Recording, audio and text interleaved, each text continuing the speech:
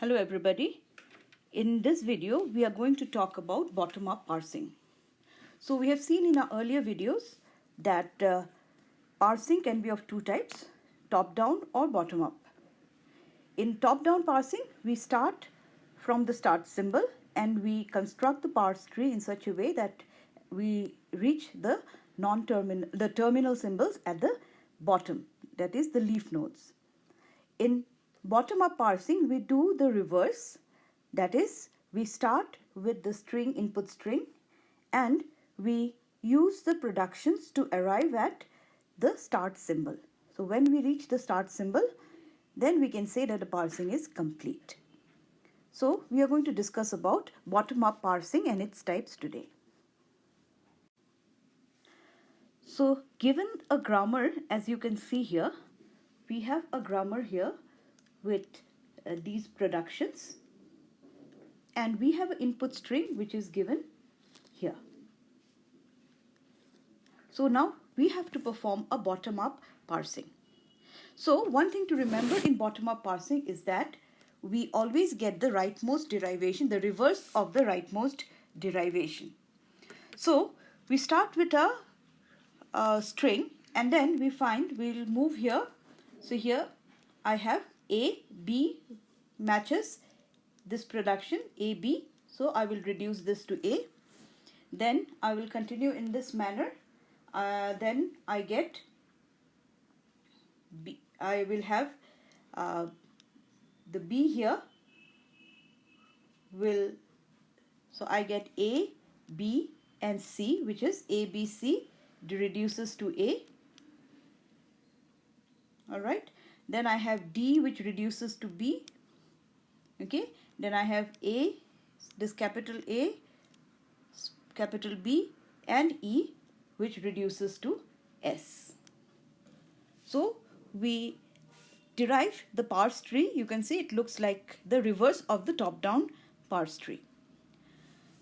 So in bottom-up parsing you have two actions. Two actions are there. One is shift and the other is reduce. So shift, basically it moves a terminal from the input string or the input buffer to the top of a stack. Now remember, in top-down, just like in top-down parsing, we had seen that the parsing process requires a stack and an input buffer.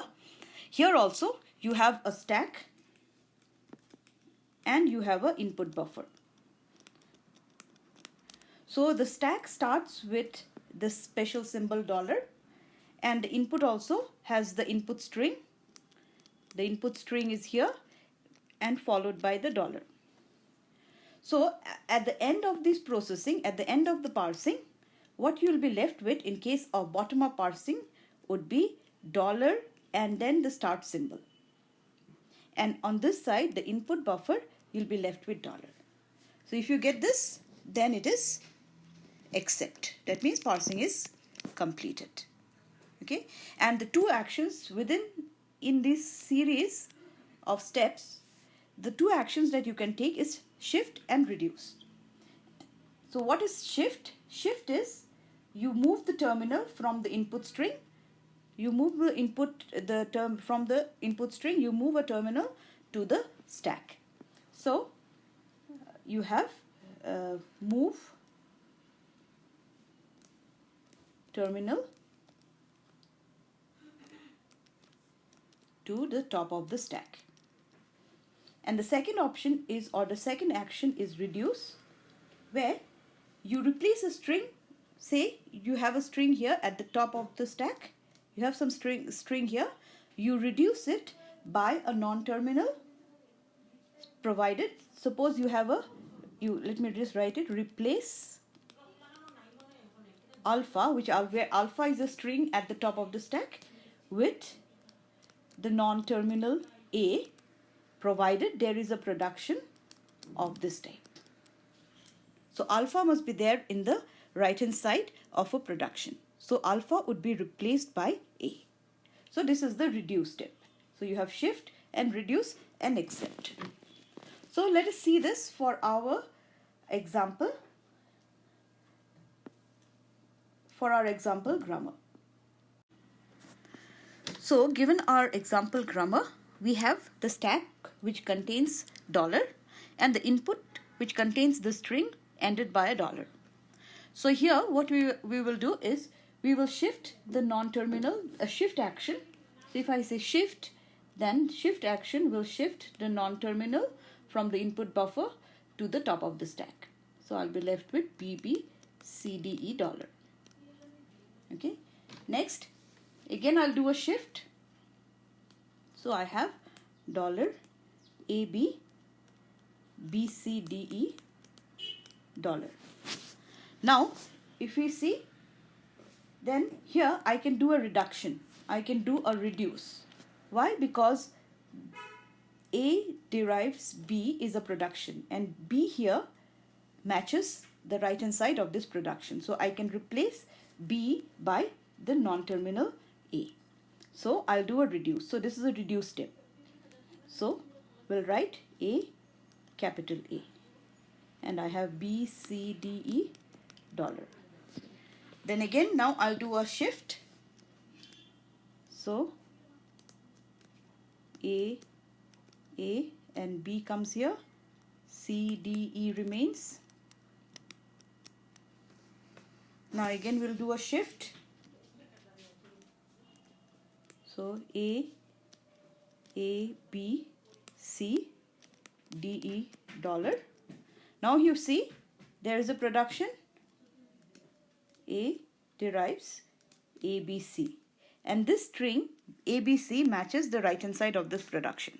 So we can do a reduce here. So we'll reduce this string to the non-terminal A.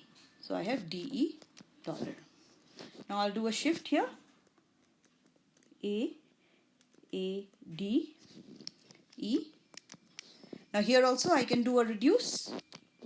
Why? Because D, I have a production, B derives D. So D can be replaced by B. So A, B, and this is E dollar. Then I do a shift.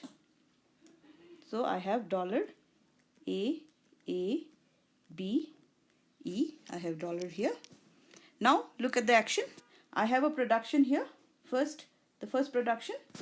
So it matches that the string at the top of the stack matches this. So I can reduce it to the start symbol and I have dollar here. So what we did a reduce here. Now you see I'm left with at the bottom of the stack, or rather at the top of the stack, I have dollar S and my input string is dollar. So now the action is accept. So this is your this is how your bottom up parsing works.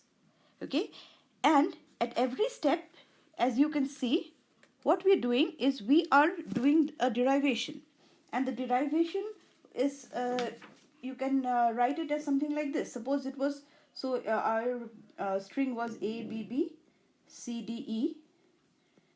The next derivation was A, B, C, D, E, followed by A, D, E, followed by A, B, E, followed by S. So you can see that this is nothing but the reverse of the rightmost derivation. Reverse of the rightmost derivation.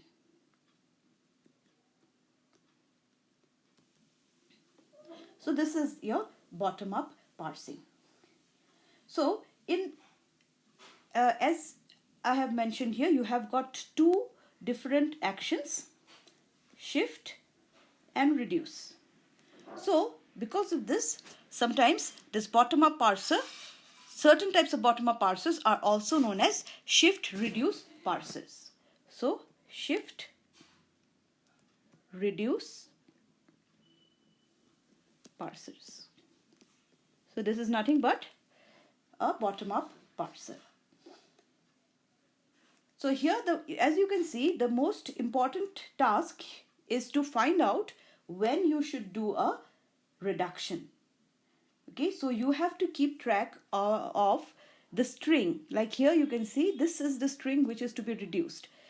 Similarly, here D is to be reduced to B. Similarly, here this is to be reduced to S. So you have to find out what is this string that can be replaced by a non-terminal given a production. And this string is known as a handle. So the most difficult part of a bottom-up parser is to find the handle. So the handle is the string that matches the right-hand side of a production that is to be used for reducing.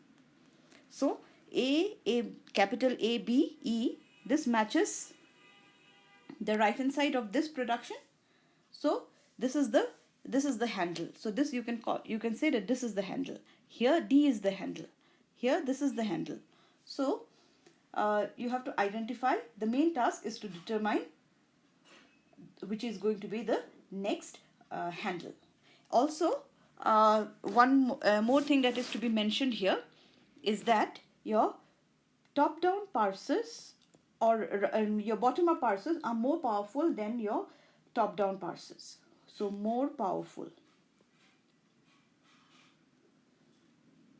So as you know, top-down parsers cannot handle grammars with left recursion, but bottom-up parser can handle your grammars with left recursion. So can handle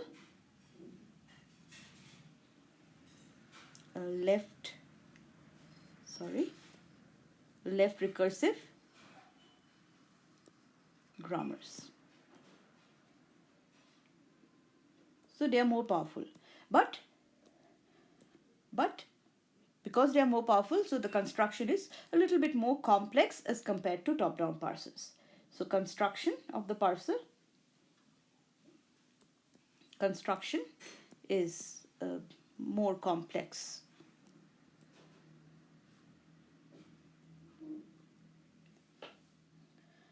So before we close this, let me just tell you in brief about the different types of bottom-up parsing. So bottom-up parsers, there are basically two categories. One is called the operator precedence parser. So operator precedence parsers are used for handling parsers which are for grammars which are for operators. So we will discuss this in a different video. And the other class of parsers that can be handled is known as your LR parsers. So LR parsers, because they are called LR, they are called LR parsers because you scan the input from left to right, and then R because you get the reverse of the rightmost derivation. So LR parsers again are of different types. There are LR0, then you have simple LR, then you have canonical LR, canonical LR parsers, then you have one more type, LA LR parsers. So these are the different categories of bottom-up parsers that you can have. So we'll discuss each of these different types of parsing in our coming videos.